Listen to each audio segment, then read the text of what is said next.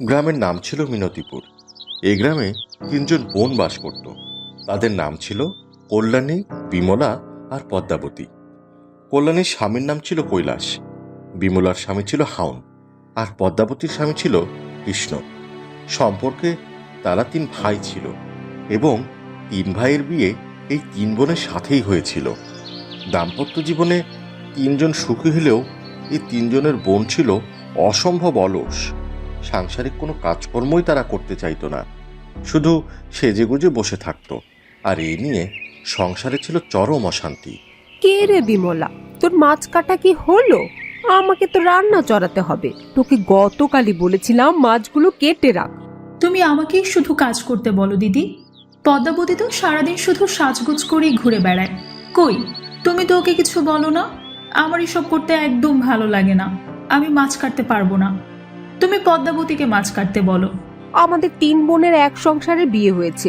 এই সংসারটা আমাদের সবার। আর তোরা কেউ কাজ করতে চাস না, আমার কিছুই ভালো লাগে না।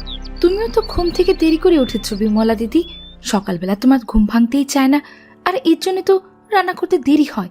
তা না হলে আমিও তো তোমার কাজে সাহায্য করতে পারি। কি আর করব বল, এই রান্না বান্না করতে তো আমারও ভালো লাগে না। সারাদিন শুয়ে বসে আর ঘুমাতেই বেশি ভালো লাগে। কি আর করার, এক কাজ কর, তাড়াতাড়ি মাছগুলো কেটে ফেল। তোর স্বামী আর দাদাদের আসার সময় হয়ে গেছে। এর কিছুক্ষণ পর তার ভাই কাজ থেকে ফিরে এলো, কিন্তু তারা এসে দেখতে পেল এখনো রান্না হয়নি। এটা দেখে তারা তিনজন প্রচন্ড রেগে গেল। কোথায় গেলে বৌরা? আমাদের খেতে দাও, প্রচন্ড ক্ষুধা পেয়েছে। বলি, তোমাদের কি মাথা খারাপ হয়ে গিয়েছে? এখন বাজে 3টে, দুপুরের খাবার এখনো রান্না হয়নি।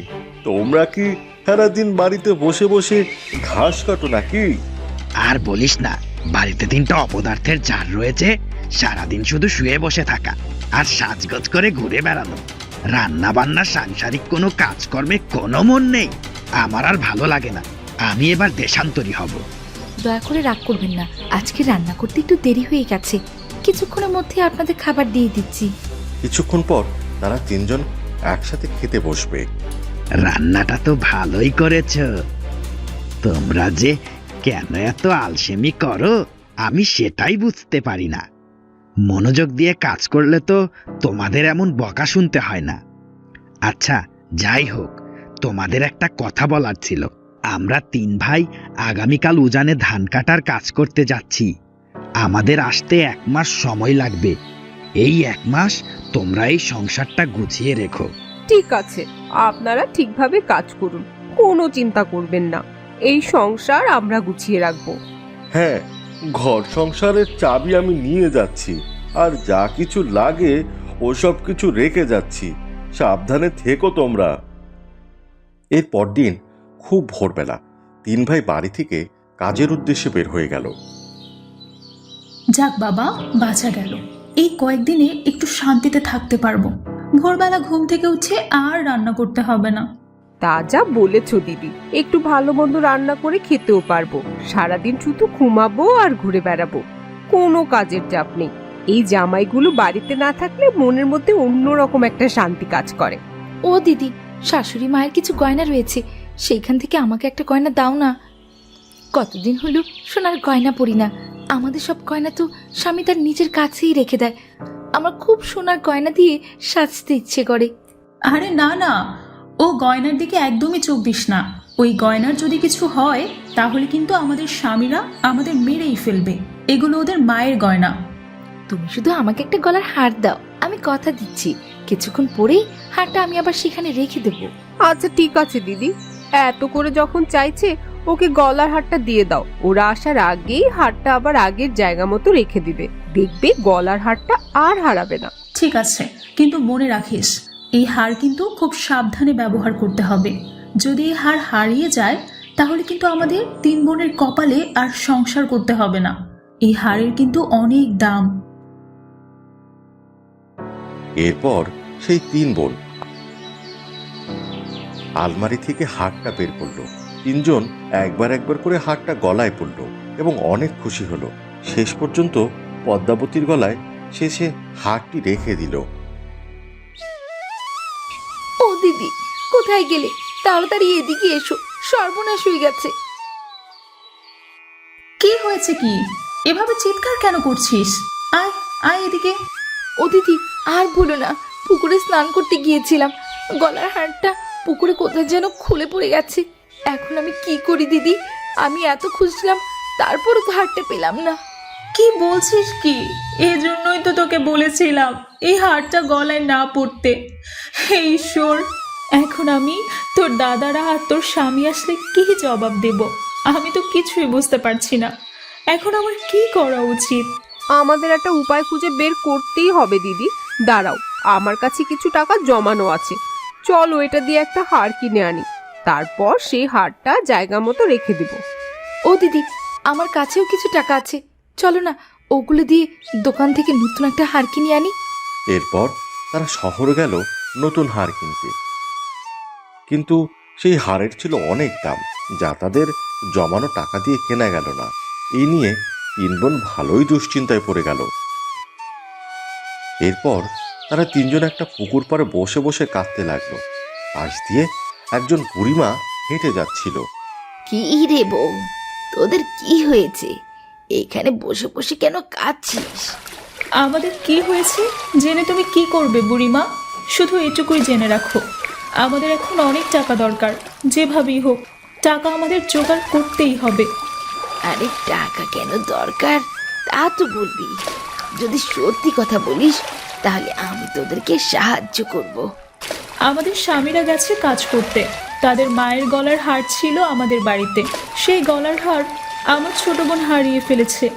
এখন এই নতুন হার কেনার মতো এত টাকা আমাদের কাছে নেই। তোরা এক কাজ কর, তোরা এমন একটা উপায় বের কর যা করে তোরা 1 মাসের মধ্যে কিছু টাকা জোগাড় করতে পারবি। এরপর টাকা দিয়ে নতুন একটি গলার হার কিনে জায়গা মতো রেখে দিবি। কিন্তু আমরা কি কাজ করব বুড়িমা? আমরা তো তেমন কোনো কাজই করতেই জানি না, তাছাড়া আমরা এর আগে কোনোদিন কাজও করিনি। আমার কাছে একটা বুদ্ধি আছে গো বুড়িমা। আমি যদি তোমাকে মাছ ধরে দিই, তুমি কি তা বিক্রি করতে পারবে? আমাদের বাড়ির পেছনে যে পুকুরটা আছে সেখানে আমরা মাছ মারবো। আচ্ছা বাবা, ঠিক আছে, এটা খুব ভালো বুদ্ধি। আগামীকাল থেকে তোরা মাছ ধরা শুরু কর। আমি মাছগুলো নিয়ে বাজারে বিক্রি করে তোদেরকে টাকা এনে দেবো। এভাবে 7 দিন পার হয়ে গেল। 3 বোন মিলে রাতের বেলা পুকুর থেকে মাছ ধরে আনে, আর দিনের বেলা সেগুলো বুড়িমা বিক্রি করে। কিন্তু 7 দিন পরেও খুব একটা বেশি টাকা জমল না। এমনই এক রাতের বেলা তারা মাছ ধরছিল। ওরে কল্যাণী, আমার মনে হয় এই পুকুরে খুব একটা মাছ নেই। দেখছিস না, জালে তো একদমই মাছ আটকা পড়ছে না। মাছের কথা চিন্তা করে লাভ নেই দিদি। মনে রেখো, এই গলার হারের টাকা যদি আমরা জোগাড় করতে না পারি তাহলে আমাদের সংসার লালে উঠে যাবে। সব কিছু হয়েছে পোড়ামুখী তোর জন্য, তোর জন্যই তো গলার হারটা হারিয়েছে। আজকে আমাদের এমন দিন দেখতে হচ্ছে। তোমরা নিজেদের মধ্যে আর ঝগড়া করো না, এখন মাছ ধরায় মন দাও। এরপর তারা পুকুরে যেই না জাল ফেললো, ঠিক তখনই জালে শক্ত একটা কিছু আটকে পড়ল। এ মা, এ কি? আমার তো মনে হচ্ছে জালে অনেক বড় একটা মাছ ধরা পড়েছে। তাড়াতাড়ি জালটা টেনে ধর। ঈশ্বর আমাদের দিকে মুখ তুলে চেয়েছেন দিদি। যদি জালে একটা বড় মাছ ধরা পড়ে তাহলে সেটা বিক্রি করে গলার হারের দাম হয়ে যাবে। এরপর তারা তিনজন মিলে সেই মাছটি ডাঙায় তুলল এবং তারা অবাক হয়ে দেখল সেটি অনেক বড় একটি কাতলা মাছ। আরে বাহ, এটা তো অনেক বড় একটা কাতল মাছ। এই মাছটা বিক্রি করলে আমাদের গলার হারের দাম হয়ে যাবে। ঠিক বলেছিস, এই মাছ আমাদের ভাগ্য ফিরিয়ে দেবে। আমরা আমাদের সংসার ফিরে পাবো।